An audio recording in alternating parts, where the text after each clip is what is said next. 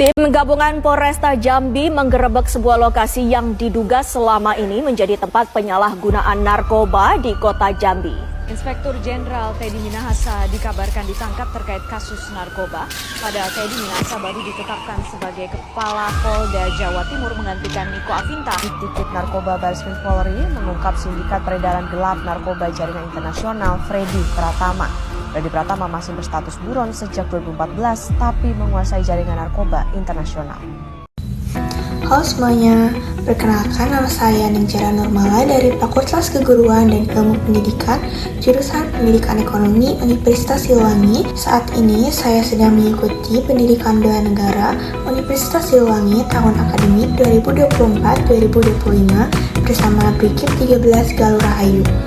Untuk memenuhi tugas akhir pendidikan bela negara, materi program unggulan bersama generasi muda peduli bangsa untuk mewujudkan Indonesia Emas 2045, saya akan memberikan edukasi yang berjudul tentang bahaya narkoba. Saat ini, bahaya dampak dari narkoba atau narkotika pada kehidupan dan kesehatan pecandu dan keluarganya semakin meresahkan. Sebagai dua sisi mata uang, narkoba dapat menjadi zat yang memberikan manfaat dan juga merusak kesehatan. Seperti yang diketahui, ada beberapa jenis obat-obatan yang termasuk ke dalam jenis narkoba yang digunakan untuk proses penyembuhan karena efeknya yang bisa menenangkan. Namun, jika dipakai dengan dosis yang berlebihan, maka akan menimbulkan kecanduan. Pengertian narkoba sendiri adalah zat atau obat baik yang bersifat alamiah, sintetis maupun semi-sintetis yang menimbulkan efek penurunan kesadaran, halusinasi, serta daya rangsang. Undang-undang tentang narkotika jenisnya dibagi menjadi 3 golongan tergantung berdasarkan pada risiko ketergantungannya.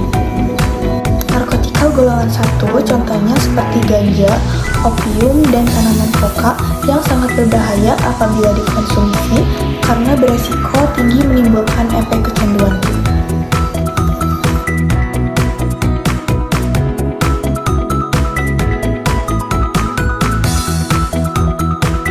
Yang terakhir ada narkotika golongan 3. Golongan ini memiliki risiko ketergantungan yang cukup ringan dan biasa digunakan untuk pengobatan ataupun terapi. Selanjutnya, saya akan menjelaskan bahaya dan dampak narkoba pada hidup dan kesehatan. Penggunaan zat tersebut bisa menyebabkan keseimbangan elektrolit yang berkurang. Akibatnya, badan menjadi kekurangan cairan. Yang kedua ada halusinasi. Halusinasi menjadi salah satu efek yang sering dialami oleh pengguna narkoba seperti ganja. Hanya itu, dalam dosis berlebih juga bisa menyebabkan muntah mual, rasa takut yang berlebih, dan serta gangguan kecemasan.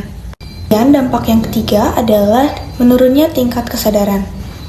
Maka yang menggunakan obat-obatan tersebut dalam dosis berlebih, justru efeknya dapat membuat tubuh terlalu rileks sehingga menimbulkan kehilangan kesadaran.